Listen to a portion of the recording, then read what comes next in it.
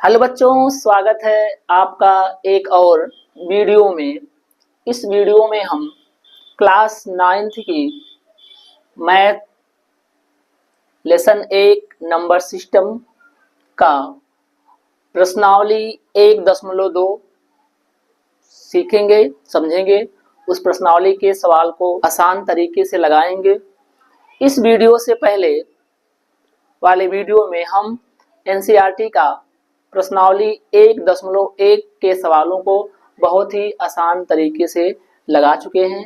अब प्रश्नावली 1.2 शुरू करने से पहले हमें कुछ बेसिक टर्म का या बेसिक चीज़ों को जानना या समझना पड़ेगा, जिससे कि हम सवालों को आसानी से लगा पाएं।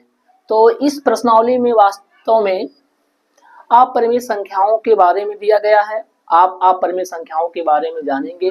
अपरिमेय संख्याओं को किसी संख्या रेखा पर प्रदर्शित करेंगे। चलो थोड़ा इसके पहले जान लेते हैं इस टॉपिक को पढ़ने से पहले। तो क्लास 9 में नंबर सिस्टम चल रहा है।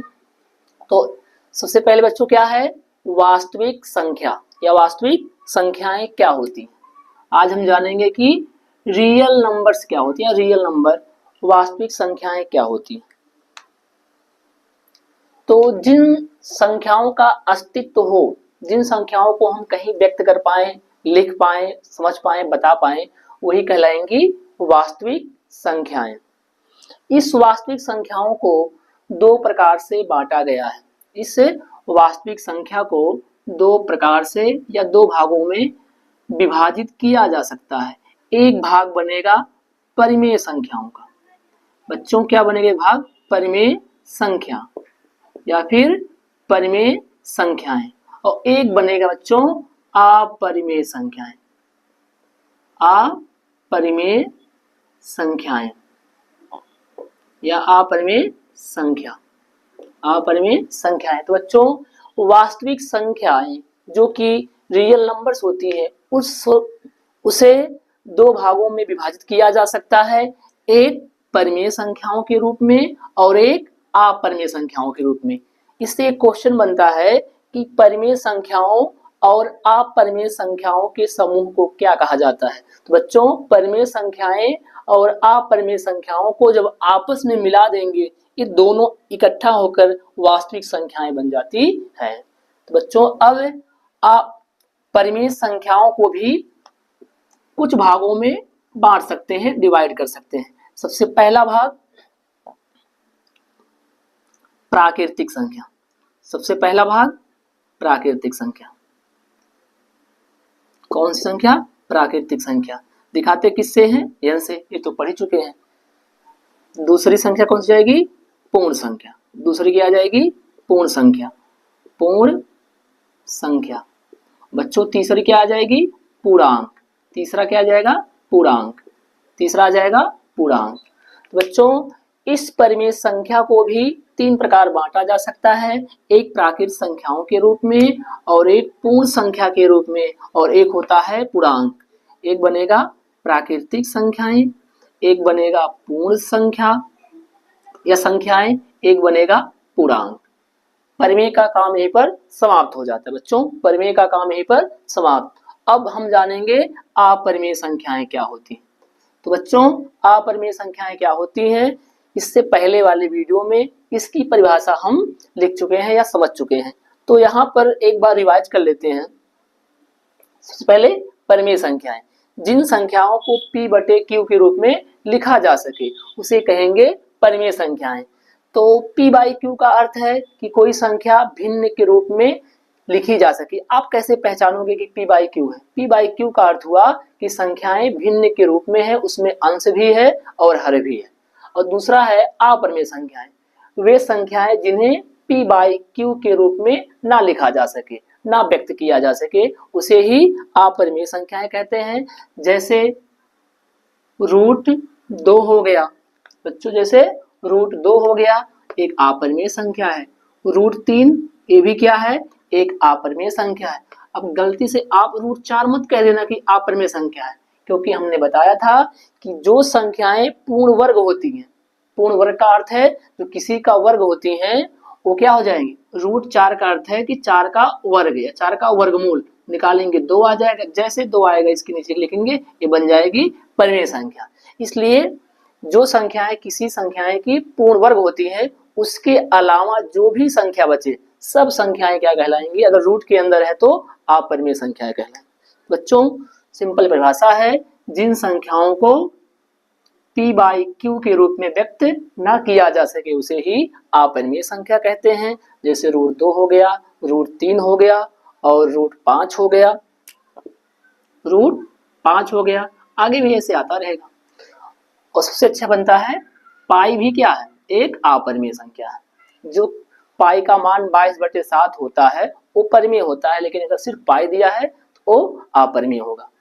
अब बच्चों इतने नियम से हम इस प्रश्नावली के सवालों को लगा सकते हैं, समझ सकते हैं।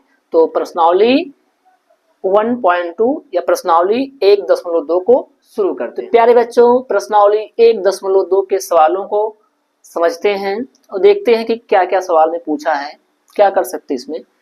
प्रश्न संख्या 1, सबसे पहला प्रश्न कह रहा है कि नीचे दिए गए कथन सत्य हैं या असत्य हैं। बच्चों नीचे दिए गए कथन सत्य हैं या असत्य हैं, कारण के साथ अपने उत्तर दीजिए।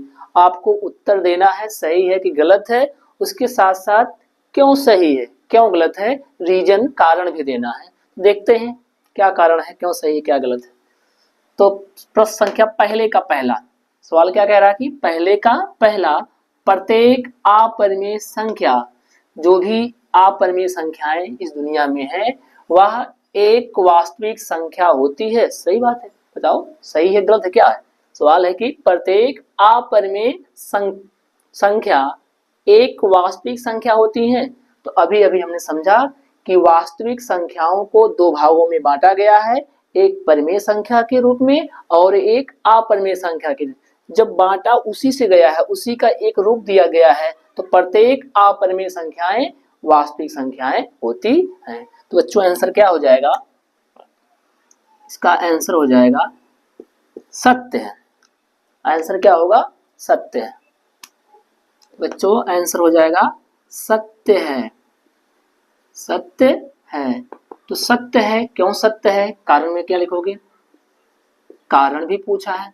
तो सत्य है तो क्यों सत्य है, तो क्या कहोगे, क्योंकि वास्तविक संख्याओं को दो भागों में बांटा गया है, एक परिमेय संख्या के रूप में एक अपरिमेय संख्या के रूप में। तो प्रत्येक अपरिमेय संख्याएं वास्तविक संख्याओं के ही एक भाग होती है, एक रूप होता है। इसलिए जैसे मान लेते हैं कि कोई भी अपरिमेय संख्या ले लो, √2 ले लेते हैं, ये भी एक वास्तविक संख्या रियल नंबर्स है। आप √11 ले लो, ये भी एक रियल नंबर्स है, वास्तविक संख्याएं हैं। तो प्रत्येक अपरिमेय संख्याएं वास्तविक संख्याएं होती हैं, इसलिए कथन क्या है, सत्य है। आया समझ बच्चों, समझते हैं आ गया होगा, आ जाएगा, धीरे धीरे पढ़ोगे, 2 बार पढ़ोगे आ ही जाएगा। अब देखते हैं दूसरा सवाल क्या कह रहा है, सत्य है कि असत्य पूछ रहा है, क्या सही है क्या गलत देखते हैं। संख्या रेखा का प्रत्येक बिंदु, संख्या रेखा का जब कोई हम नंबर लाइंस बनाए, संख्या रेखा बनाए, तो लोग बना देते, क्या दिक्कत है। एक कोई संख्या रेखा है, आपने बहुत बनाया होगा संख्या रेखा। संख्या रेखा क्या होता है, यहाँ पर आएगा 0, इधर पॉजिटिव संख्या है, 1 हो गया, 2 हो गया, 3 हो गया, 4 हो गया, ऐसे चलता रहेगा। इधर क्या आएगा, -1, -2, -3, इधर आएगा ऋणात्मक संख्याएं। तो क्वेश्चन है संख्या रेखा का प्रत्येक बिंदु, ये रहा संख्या रेखा का प्रत्येक बिंदु √m के रूप का होता है। √m का मतलब है कि चाहे जो बिंदु ले लो उनके रूप में ही आएंगे, के रूप का होता है, जहां m एक प्राकृतिक संख्या। ये बहुत अच्छी बात है कि जहां m एक प्राकृतिक संख्या। अगर यहां तक कहता तो शायद सोच सकते थे सही है गलत है, लेकिन यहाँ तो एकदम कंफर्म कर दिया है कि जहां m एक प्राकृतिक संख्याएं हैं। तो यहाँ कह रहा है कि संख्या रेखा का प्रत्येक बिंदु, जैसे √m का रूप होते हैं, अब √1 ले लेते हैं, √2 ले लें, √3 ले लें और √4 ले लें। तो यहाँ √1 क्या हो जाएगा, जब 1 का वर्गमूल निकालोगे तो 1 ही आ जाएगा, 1 का वर्गमूल निकालेंगे तो 1 ही आ जाएगा। यहाँ √2 तो एक अपरिमेय संख्या है और √3 भी कह सकते हैं कि √m के रूप का है, √2 भी √m के रूप का है, लेकिन 1 तो नहीं है। 1 को लिखोगे रूट के रूप में तो बाहर 1 निकल जाएगा। और जब 4 को लिखोगे रूट के रूप में वो भी बाहर निकल जाएगा। क्यों? क्योंकि 4 का जब वर्गमूल निकालेंगे 2 हो जाएगा। इसलिए बच्चों क्या है? असत्य है। ये क्या है? असत्य है, क्योंकि रूट 4 एक ऐसी संख्या है, रूट 2 आगे बहुत मिलेगा, जिसका वर्गमूल निकालोगे तो आराम से निकल जाएगा, इसलिए क्या है? असत्य है बच्चों।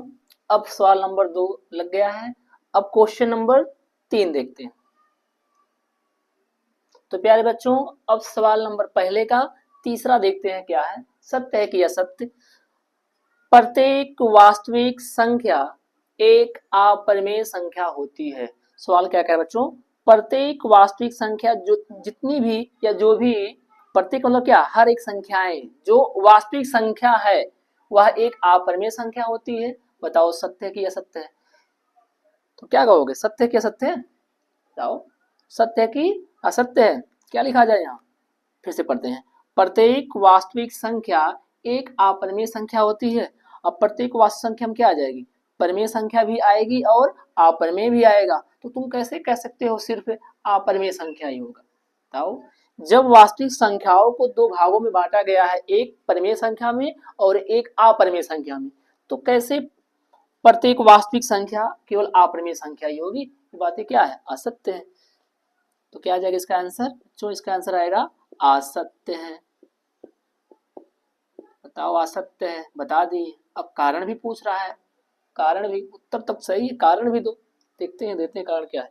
प्रत्येक वास्तविक संख्या, प्रत्येक वास्तविक संख्या का मतलब क्या है? जो भी संख्या है, 1 हो गया, रूट 2 हो गया, और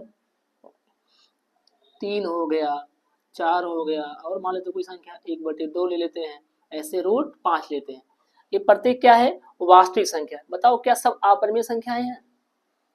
कहोगे सर एक तो परिमेय संख्या है, रूट 2 अपरिमेय संख्या है। जब एक अपरिमेय संख्या है जबकि वास्तविक संख्या है, तो कहां से प्रत्येक में अपरिमेय आ जाएगा? तो इसलिए क्या है? असत्य। कारण लिख दोगे। कारण क्या बताओगे? क्योंकि वास्तविक संख्याओं को दो भागों में बांटा गया है, परिमेय और अपरिमेय में। तो कुछ संख्याएं ऐसी भी हैं इसके अंदर आप परिमेय संख्याएं भी आ जाएंगी, तो कहां से सब अपरिमेय हो जाएंगे? तो बच्चों इस सवाल नंबर पहले का पहला, दूसरा, तीसरा बहुत ही आसानी से समझ चुके हैं। पहला सत्य है, सत्य है। दूसरा क्या है? असत्य है। और तीसरा भी क्या है? असत्य है। तो पेपर में आएगा तो आप क्या करोगे? ऐसे लिख दोगे, कारण भी एक आध दो दे दोगे नंबर, ताकि ना कटे। अब सवाल नंबर पहला हो गया। अब सवाल नंबर दूसरा देखते हैं। सवाल थोड़ा बड़ा है लिखने के लिए, इसलिए इसको स्क्रीन पर लिख नहीं रहे हैं, लेकिन आपके स्क्रीन के सामने जो क्वेश्चन है वो लिखा हुआ आएगा, दिखेगा, आप वहां से पढ़ सकते हो। हम यहाँ से पढ़ रहे हैं, आप वहां से देख लेते हैं। देख लो। क्या सभी धनात्मक पूर्णांकों के वर्गमूल, सवाल कह रहा है बच्चों, क्या सभी धनात्मक पूर्णांकों के वर्गमूल अपरिमेय होते हैं? यदि नहीं तो एक ऐसी संख्या के वर्गमूल का उदाहरण दीजिए जो एक परिमेय संख्या हो। तो एक नहीं कई दे देंगे, क्या समस्या है? तो पहले देखते हैं सवाल क्या कह रहा है कि क्या सभी धनात्मक पूर्णांकों के वर्गमूल। बच्चों धनात्मक पूर्णांक क्या होता है? ए है 0, ए है 1, 2, 3, 4, 5, 6, ऐसे डैश डैश आता रहेगा। इधर क्या आएगा? -1, -2, -3, ऐसे डैश डैश आता रहेगा। तो बच्चों कह रहा है कि प्रत्येक धनात्मक पूर्णांकों के वर्गमूल। धनात्मक पूर्णांक क्या होते हैं? ये सभी संख्याएं पूर्णांक है। जीरो से दाहिनी तरफ जाने पर क्या मिलेगा? धनात्मक पूर्णांक। ये सब क्या है? धनात्मक पूर्णांक है। बच्चों क्या है? सब धनात्मक पूर्णांक है। तो कह रहा है कि क्या सभी धनात्मक पूर्णांकों के वर्गमूल अपरिमेय संख्या होते हैं? यदि हम सभी धनात्मक पूर्णांकों के वर्गमूल निकालें, जैसे 1 का वर्गमूल निकालें या फिर 2 का वर्गमूल निकालें, संख्या 3 भी क्या है? एक धनात्मक पूर्णांक है, इसका वर्गमूल निकालें, 4 का वर्गमूल निकालें, तो प्रत्येक धनात्मक संख्याओं का वर्गमूल अपरिमेय होते हैं। बताओ, जब 1 का वर्गमूल निकालेंगे तो कहोगे 1 का वर्गमूल 1 होता है, रूट 2 का वर्गमूल निकलेगा ही नहीं, इसका रूट 2 ही हो जाएगा या दशमलव में आ जाएगा, और रूट 3 का भी दशमलव आ जाएगा, रूट 4 का वर्गमूल 2 आ जाएगा। तो प्रत्येक अपरिमेय संख्या है। आप कह सकते हो कि रूट 2 तो अपरिमेय संख्या है, रूट 3 भी अपरिमेय संख्या है, लेकिन एक क्या है, परिमेय संख्या है, 2 भी क्या है, परिमेय संख्या है, इसलिए क्या हो जाएगा, गलत है। तो आंसर होगा नहीं, सभी धनात्मक पूर्णांकों के वर्गमूल अपरिमेय संख्याएं नहीं होती हैं। कुछ ऐसी भी संख्याएं हैं धनात्मक पूर्णांकों में जिनका वर्गमूल कोई परिमेय संख्या होती है, जैसे √1 हो गया, 1 का वर्गमूल 1 आ जाएगा, संख्या 4 का वर्गमूल 2 जो कि परिमेय संख्या है। तो आपका दूसरा भी सवाल हो गया। बच्चों इसी वीडियो में इस प्रश्नावली को समाप्त कर देते हैं, ज्यादा बड़ी प्रश्नावली तो है नहीं। अब सवाल नंबर 3 थोड़ा अलग टाइप का, ये भी इंपॉर्टेंट सवाल है, पेपर में आता है और आएगा, आप लोग लगा भी लोगे, उसमें कोई डाउट नहीं है। तो प्यारे बच्चों, प्रश्नावली 1.2 का क्वेश्चन नंबर पहला जो कि सत्य सत्य था, दूसरा भी उसी जैसा कुछ था, उसको भी हम लगा चुके हैं। अब सवाल नंबर 3 लगाएंगे। ये पेपर के व्यू से बहुत इंपॉर्टेंट सवाल है, पेपर में पूछता है, आप लोग के वार्षिक हो या अर्धवार्षिक उसमें एक क्वेश्चन आता है। तो इसके लिए टॉपिक है, टॉपिक क्या है कि टॉपिक का मतलब क्या होता है, हम क्या जानेंगे, आप क्या सीखेंगे। टॉपिक है अपरिमेय संख्या का संख्या रेखा पर निरूपण। किसी भी अपरिमेय संख्या को हम संख्या रेखा पर कैसे प्रदर्शित करेंगे, कैसे बताएंगे। आप इससे पहले के क्लासों में पढ़े होंगे कि किसी भी परिमेय संख्या को या प्राकृतिक संख्या को या ऋणात्मक संख्या को धनात्मक संख्या को संख्या रेखा पर कैसे प्रदर्शित करते हैं। तो एक क्या करोगे, नंबर लाइन बनाते थे। जैसे मान लो हमको संख्या -5 को प्रदर्शित करना है, आप कहोगे सर यहाँ 0 है, माइनस इसलिए -1, -2, -3, -4 और यहाँ बनेगा -5। हमें क्या करना है, संख्या रेखा पर प्रदर्शित करना है। तो अब क्या करोगे, इसी को थोड़ा चटक कर दोगे, कहोगे ये है -5 को दिखा रहा है। लेकिन यहाँ पर अपरिमेय संख्या को संख्या रेखा पर प्रदर्शित करना है। जैसे कोई संख्या मान ले √m के रूप का है, कोई संख्या क्या है, √m के रूप का आ गया, मतलब अपरिमेय संख्या है, उसे आप कैसे संख्या रेखा पर प्रदर्शित करोगे। तो देखो कैसे प्रदर्शित करेंगे। इसके लिए कुछ स्टेप है जो आपको ध्यान देना होगा ताकि सवालों को आसानी से लगा पाए। सबसे पहला काम क्या होगा, जिस संख्या को बच्चों, जिस संख्या को या जिस अपरिमेय संख्या को संख्या रेखा पर प्रदर्शित करना है उसे 2 संख्याओं के रूप में बांटना होगा। जो संख्या दिया गया है आपको संख्या रेखा पर दिखाना है, उसे क्या करेंगे, 2 संख्याओं में बांटेंगे या तोड़ेंगे, अलग करेंगे सोचकर। और थोड़ा दिमाग लगाना है, सोचना है। इस संख्या m को ऐसे 2 भागों में तोड़ना है जो किसी ना किसी का वर्ग हो, जो किसी ना किसी क्या हो, वर्ग हो, अर्थात क्या, वो संख्याएं पूर्ण वर्ग हो। अच्छा, बार बार एक आता रहता है पूर्ण वर्ग, बच्चों बार बार आता रहता है पूर्ण वर्ग। पूर्ण वर्ग का मतलब है कि वह संख्याएं जो किसी का वर्ग होती हो। जैसे आप कहोगे 1 का वर्ग 1 होता है, तो 1 क्या है, एक पूर्ण वर्ग संख्या है। 2 का वर्ग 4 होता है, तो 4 भी जहां आए तो क्या कहोगे, पूर्ण वर्ग संख्या है। बच्चों 3 का वर्ग 9 होता है और 9 भी क्या है, आप कहोगे पूर्ण वर्ग संख्या है। इसके बाद 4 का वर्ग 16 होता है, ये भी पूर्ण वर्ग संख्या है। ऐसे याद कर लेते हैं। 5 का वर्ग 25 हो जाएगा, 25 भी एक पूर्ण वर्ग संख्या है। 6 का वर्ग 36, तो 36 भी क्या है, एक पूर्ण वर्ग संख्या है। 7 का वर्ग 49, तो बच्चों 49 भी क्या है, एक पूर्ण वर्ग संख्या है। 8 का वर्ग 64 और 64 भी क्या है, एक पूर्ण वर्ग संख्या है। फिर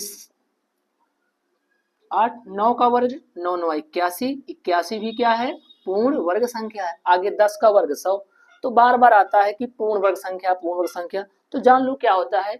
आप कह सकते हो वे संख्याएं जो किसी ना किसी का वर्ग होती हैं उसे ही पूर्ण वर्ग संख्या कहते हैं। जैसे 1 हो गया, 4, 9, 16, 25, 36, 49, 64, 81, 100। आपसे कोई पूछे 36 क्या पूर्ण वर्ग है, कहोगे हाँ पूर्ण वर्ग है। क्यों, क्योंकि 36 6 का वर्ग है। हमने कहा ही है जो किसी का वर्ग होती हो वही संख्याएं पूर्ण वर्ग कहलाती हैं।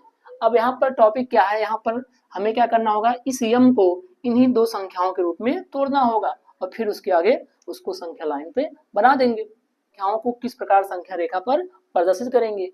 तो हमने जाना कि पूर्ण संख्याएं क्या होती हैं। अब है √5, यम के स्थान पे क्या है, √5। तो काम हमने क्या किया, जिस अपरिमेय संख्या को संख्या रेखा पर प्रदर्शित करना है, दिखाना है या निरूपित करना है, सबसे पहला काम क्या होगा, उस संख्या को दो संख्याओं में या दो पूर्ण वर्ग संख्याओं के रूप में तोड़ेंगे। यहाँ पर संख्या क्या है, आप कहोगे सर संख्या 5 है। अब क्या करेंगे, इस 5 को दो पूर्ण वर्ग संख्याओं के रूप में तोड़ेंगे। तो 5 क्या 1 और 4 को ले 5 हो जाएगा, कहोगे हाँ 1 और 4 को लेने से 5 हो जाएगा। तो इस संख्या 5 को हम क्या करेंगे, 1 और 4 के रूप में तोड़ लेंगे। तो 5 कैसे तोड़ेंगे बच्चों, एक टूटेगा 4 के रूप में, एक टूटेगा 1 के रूप में। इससे फायदा क्या होगा, जो 4 है वो 2 का वर्ग है और जो 1 है वो खुद 1 का वर्ग है।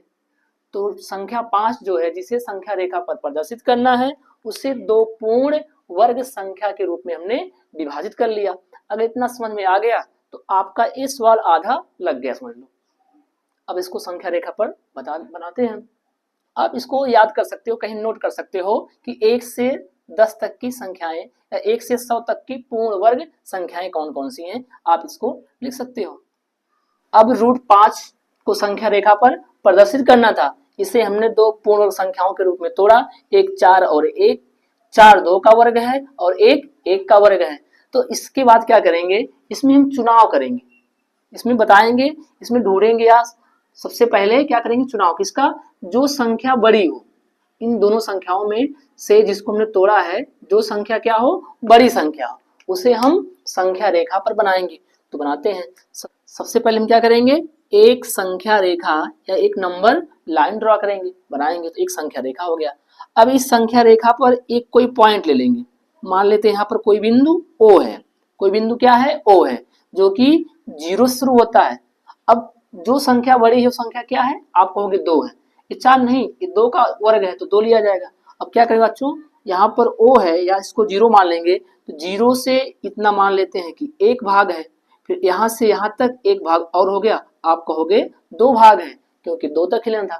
तो पहला काम क्या होगा, जो संख्या बड़ी संख्या है उसे आप नंबर लाइन या संख्या रेखा पर दिखाएंगे। तो पहले 1 भाग और 1 भाग, ये हो गया 2 भाग। अब इस 2 को बिंदु A मान लेते हैं। अब बचा कौन सी संख्या, 1 बच गया है, जो 1 है, संख्या 1 बच गया है। अब जो संख्या 1 बचा है उसे क्या करेंगे, इस बिंदु A पर लंबवत लेंगे।